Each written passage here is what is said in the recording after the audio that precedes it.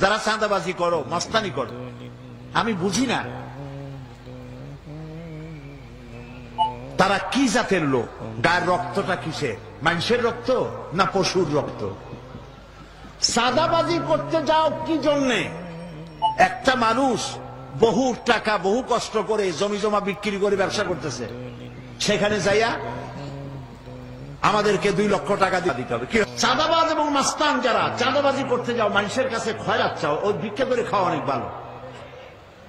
মসজিদের সামনে একখান থাল নিয়ে বসে থাকবো, যা আল্লাহর রাস্তায় খয়রাত দাও।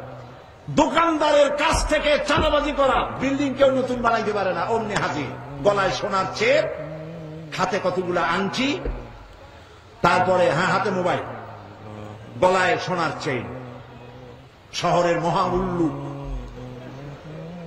জানোয়ার বলতেছে এখানে ইট ফেলাইতে পারবে না, রড দিতে পারবে না আমাদেরকে সান্ত্বনা দিয়া। এটা কি মানুষ? বলেন মানুষ? এরা মানুষের সন্তান? এরা জানোয়ার, পশু। চাঁদাবাজ এবং মাস্তান সন্ত্রাসী, ইসলামে এদের কোন স্থান নাই। এদেশে যদি কোরআনের রাজ কায়েম হয়, সন্ত্রাসীদের মাথা কামাইয়া ঘোল ঢেলে দেওয়া হবে, যাতে মাথা ঠান্ডা থাকে। এই জন্য মাথা ঠান্ডা করিয়া বসে থাকবে, আর সকলের চাকরি দেওয়া হবে, কাজ করো আর খাও, চাঁদাবাজি করো না। শ্বশুরের কাছে চাঁদাবাজি করে, বউর কাছেও চাঁদাবাজি করে।